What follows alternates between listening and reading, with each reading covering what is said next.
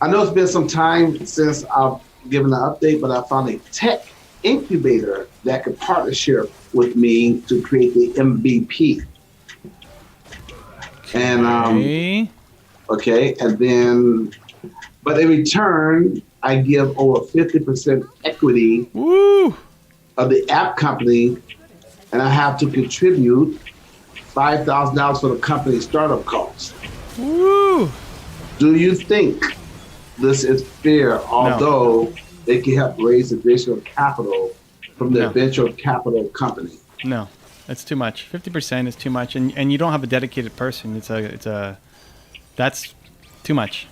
So what should I do? Because I've negotiated that it was too high considering I am expected to pay the 5,000. Although I had the impression they would cover the startup costs. They literally turned down a generous 60-40 split. Do you think I should pay this 5,000 for them to help create a prototype?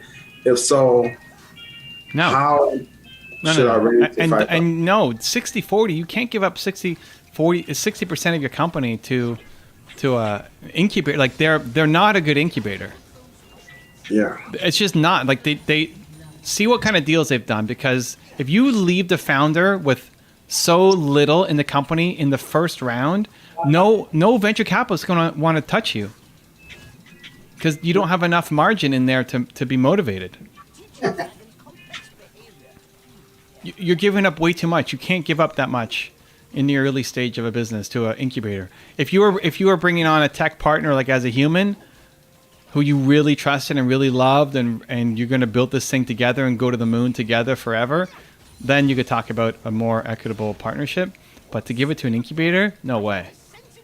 It's no. They're just thinking they don't have big experience for sure. They're the wrong partner. You'll never get venture capital funding if you lose 50-60% of your funding in the seed round. Gabriella, she says, I was referred to by Mike Ciarocco. I see you follow him on Instagram. Okay. The company is called CILA Labs, the founder of this company, and I was sorting this deal. Named is Jared Yellen. Yeah, it's just not a good deal. And listen, I've seen enough of them. This is one of the things that when I was in the venture capital business, we would look at the next round, right? A VC's not putting in $5,000 for a prototype to be launched, right? A VC wants to help you blow up your company.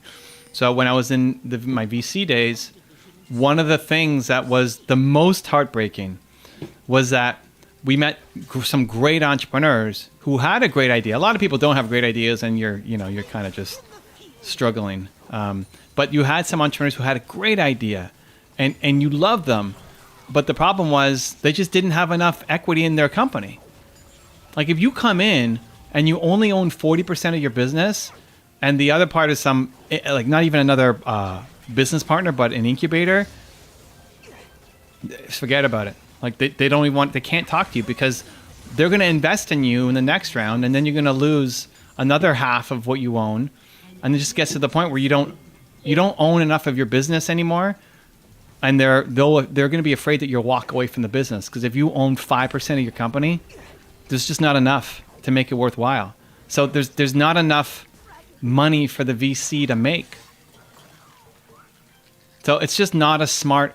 These guys, this incubator, they don't know what they're doing. It's just not a smart business model that they're playing. The thing is, this was my main lead, and it's been getting really slow with the search besides them. I literally don't know where to find someone anymore. Making a move out of desperation like that with your entire company is not the smart move. Like you're. I mean, typically first round is like what, at most 20%. Yeah. I mean, it depends on like where the idea has been fleshed out, if sales have happened, yada yada. Like there's a lot of variables, but like. It's just way off. Yeah. And this is it. You're basically, in signing that deal, you're signing the death warrant for your company. You're basically saying, I'm never going to get venture capital. Not because of the idea not being big enough, it's because your cap table sucks. Your cap table is just basically shows how much equity everybody has in the business. It's also a lot of times, when people come to VCs, the problem is who their investors are.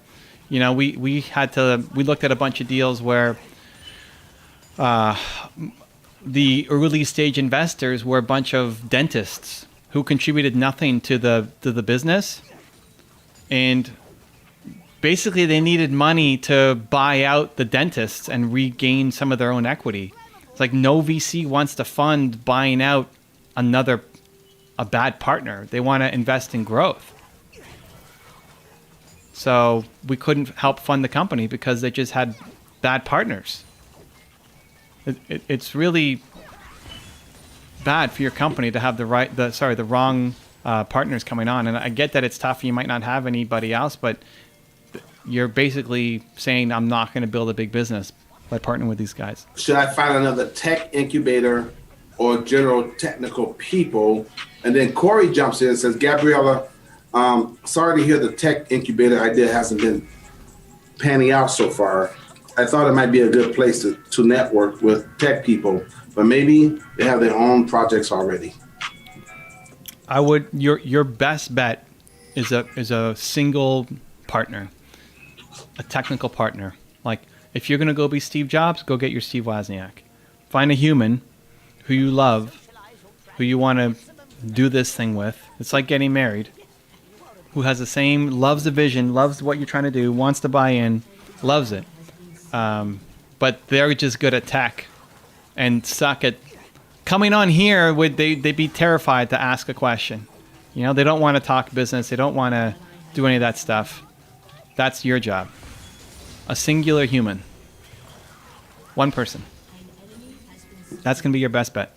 Okay, if I find an individual, how much equity should I offer them as they would create MVP and they would be a true partnership?